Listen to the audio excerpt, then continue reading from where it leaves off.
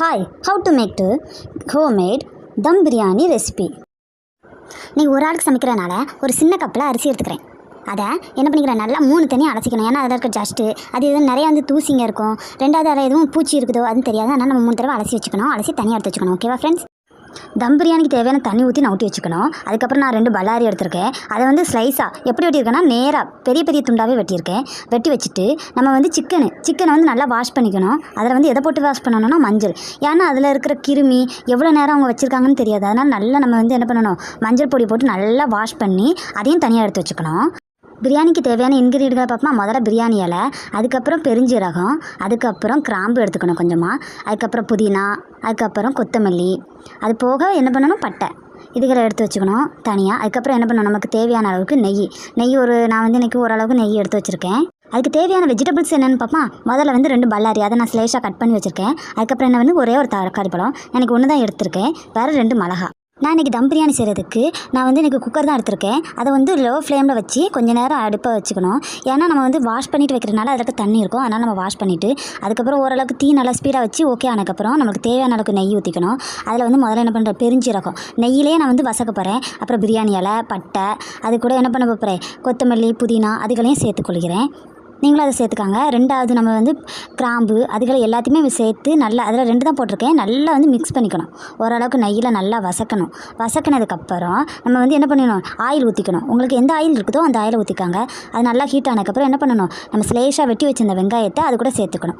வெங்காயம் இருந்தாலும் போடுங்க. நான் இன்றைக்கி பல்லாரியோட வெங்காயம் போட்டால் செம்ம டேஸ்ட்டாக இருக்கும். நீங்கள் அதை ட்ரை பண்ணி பாருங்கள். நான் நெக்ஸ்ட் வீடியோவில் ட்ரை பண்ணுறேன். சரி, நல்லா என்ன பண்ணணும், வெங்காயம் நல்லா வசக்கினதுக்கப்புறம் மிளகா, நம்ம வெட்டி வச்ச 2 மிளகாவையும் அது கூட சேர்த்துக்கணும். அது நல்லா பொன்னிறமாகணும். பல்லாரி பொன்னிறமாக வர்ற வரைக்கும் நல்லா வசக்கணும். உங்களால் முடிஞ்ச அளவுக்கு வசக்குங்க. நீங்கள் இல்லைனா சிம்மில் வச்சுக்கினாலும் கொஞ்சம் கொஞ்சமாக வச்சு வசக்குனீங்கன்னா நல்லா கோல்டன் கலரில் வரும். கோல்டன் கலரில் வந்ததுக்கப்புறம் நம்ம வெட்டி வச்ச தக்காளி பழத்தையும் அது கூட சேர்த்துக்கணும். பாருங்கள், நல்லா கோல்டன் கலரில் ஓரளவுக்கு வந்துருச்சு. அதுக்கப்புறம் என்ன பண்ணணும், நம்ம வெட்டி வச்ச ஸ்லைஸாக வெட்டியிருக்கோம் பார்த்தீங்களா, அதையும் நம்ம நேராக தான் வெட்டியிருக்கோம். அதையும் அதோட சேர்த்து நல்லா கிண்டி விட்டுக்கணும். ஓகேயா? அதை நல்லா வசக்கணும். அது தக்காளி பழமும் நல்லா இப்படி தக்காளி சாறு மாரி வர்ற அளவுக்கு நல்லா வசக்கணும். உங்களால் முடிஞ்ச அளவுக்கு நல்லா வசக்குங்க.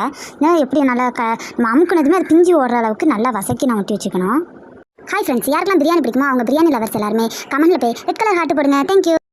ஓகே, நல்லா வசக்கினதுக்கப்புறம் இனி என்ன பண்ணணும், தேவையான அளவுக்கு உப்பு போடாத சாப்பாடு குப்பையில் தான் போட முடியும். அதனால நம்ம என்ன பண்ணிக்கணும், தேவையான அளவுக்கு உப்பு போட்டு அதையும் நல்லா கிண்டி விட்டுக்கணும். உப்பு காணாதுன்னா லைட்டாக டேஸ்ட் பண்ணி பார்த்துக்காங்க.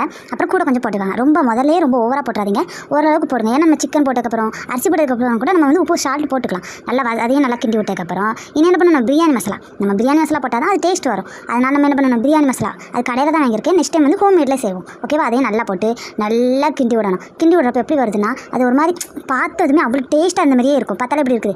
அது கூட நம்ம தேவையான அளவு மஞ்சள் தூள் நம்மளுக்கு உடம்புக்கு ரொம்ப நல்லது. நம்ம எந்த அளவுக்கு மஞ்சள் தூள் சேர்க்குறோமோ அந்த அளவுக்கு நமக்கு உடம்புக்கு நல்லதுன்னு நம்ம எங்கே ஹாஸ்பிட்டல் போனாலுமே மஞ்சள் பொடி வச்சு வாவி பிடிக்க சொல்கிறாங்க, மஞ்சள் தண்ணி குடிக்க சொல்கிறாங்க. நல்லா வசக்கினதுக்கப்புறம் என்ன பண்ணணும், அது தனியாக வச்சதுக்கப்புறம் ஓகே எல்லாத்தையும் வசக்கிட்டோம். இனி நம்ம என்ன பண்ணுறோம், கொஞ்சமாக இஞ்சி, 2 வெள்ளைப்பூடு.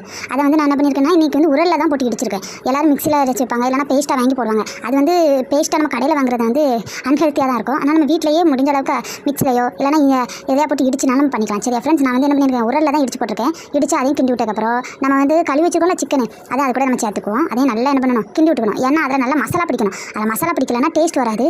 ஓகே, நல்லா மசாலா பிடிச்சிருக்கு பாருங்கள் ஃப்ரெண்ட்ஸ். ஓரளவுக்கு சிம்லேயே தான் வைக்கணும். நம்ம ஹை ஸ்பீடில் வச்சோம் அப்படின்னா அடியில் பிடிக்கும். பிடிச்சா அது சோறு நம்ம அரிசி போட்டதுக்கப்புறமே நமக்கு ரொம்ப அடியில் பிடிக்கும். அதனால் என்ன பண்ணுறோம், ஓரளவுக்கு சிம்மில் வச்சிருக்கோம். இனி என்ன பண்ணுறோம், அந்த தனியாக நம்ம அரிசி வச்சுருந்த பார்த்தீங்களா, அரிசியும் தனியும் அந்த 2ஐயும் அது கூட சேர்த்துக்கணும். அதை சேர்த்துட்டு நல்லா கிண்டி விடணும். அதுக்கப்புறம் என்ன பண்ணணும்னா, ஒரு லெமன் எடுத்திருக்கேன். அதை ஹாஃபாக கட் பண்ணிவிட்டு அதையும் அது கூட நல்லா புழிஞ்சிருக்கேன். ஏன்னா நம்மளுக்கு உரைப்பு இனிப்பு எல்லாமே சேர்ந்துருந்தால் செம்ம டேஸ்ட்டாக இருக்கும். அதனால் அதையும் கொஞ்சம் ஆஃப் மட்டும் ஊற்றிருக்கேன். அதையும் நல்லா கிண்டி விட்டுட்டு என்ன பண்ணியிருக்கேன், அதை தனியாக எடுத்து வச்சுட்டேன். இனி என்ன பண்ணுறேன்னா, அது மூடி வைக்கிறேன். நான் குக்கர் மூடி வைக்கல, சாதா மூடி தான் வைக்கேன். அது ஒரு 10 மினிட்ஸ் இல்லைனா 15 மினிட்ஸ் வச்சதுக்கப்புறம் நல்லா பார்த்தீங்கன்னா ஓரளவுக்கு வெந்திருக்கும். அது கூட நான் என்ன பண்ணுறேன், கொஞ்சமாக நெய் சேர்க்குறேன். நெய் ஓவராக சேர்க்காதீங்க, ஓரளவுக்கு. ஏன்னா நான் முதலையுமே நெய் சேர்த்துருக்கேன், இல்லைனா நெய் ரொம்ப இருக்கும். இனி என்ன பண்ணுறேன்னா, ஒரு தோசை சட்டி எடுத்திருக்கேன். அந்த தோசை சட்டியை வச்சு லோ ஃப்ளேமில் ஆல்ரெடி நம்ம கொஞ்சம் நேரம் ஃப்ரீ ஹீட் வச்சிடணும். அதுக்கப்புறம் அந்த குக்கரை எடுத்து வைக்கணும். நம்ம சாப்பாடு செஞ்சாலும் அதை வச்சுட்டு அதுக்கு மேலே நம்ம ஒரு பாத்திரத்தில் தண்ணி பிடிச்சி வச்சுக்கணும். ஏன்னா அது ஒழுங்காக இல்லாமல் இருக்கும். அதனால் நம்ம கொஞ்சம் நேரம் இருக்கும். அதுவும் ஒரு 10 மினிட்ஸ் இல்லைனா 15 மினிட்ஸ் வச்சதுக்கப்புறம் என்ன பண்ணுறோன்னா, அந்த தண்ணி எல்லாத்தையும் நம்ம எடுத்துகிட்டு பார்த்தோம்னா செம்ம டேஸ்ட்டாக தம் பிரியாணி வீட்டிலேயே ரெடி பண்ணியாச்சு. பார்த்தாலே டெம்டியாக இருக்கு பார்த்தீங்களா, அவ்வளோ டேஸ்ட்டாக இருந்துச்சு. சீரியஸாக நான் எக்ஸ்பெக்ட் பண்ணல. ஃபஸ்ட் டைம் நான் தம் பிரியாணி செஞ்சிருக்கேன். வேற லெவல், சீரியஸாகவே செம்ம டேஸ்ட். அதுக்குள்ள நம்ம முட்டை வெங்காய பச்சடி எல்லாமே வச்சு சாப்பிட்டீங்கன்னா வேற லெவல் டேஸ்ட் ஃப்ரெண்ட்ஸ். சீரியஸாகவே அந்த பீஸை பாருங்களேன், லெக் பீஸில் அந்த பீஸ் அவ்வளோ சாஃப்டாக, ஒரு லைட்டாக நம்ம அமுக்குனதுமே அவ்வளோ சாஃப்டாக இருக்குது ஃப்ரெண்ட்ஸ். நீங்களும் வீட்டில் இருக்க பொருளை வச்சு தம் பிரியாணி செஞ்சு எனக்கு ரிவ்யூ கொடுங்க ஃப்ரெண்ட்ஸ். எவ்வளோ டேஸ்ட்டாக வந்திருக்கு நீங்களும் சொல்லுங்கள் ஃப்ரெண்ட்ஸ்.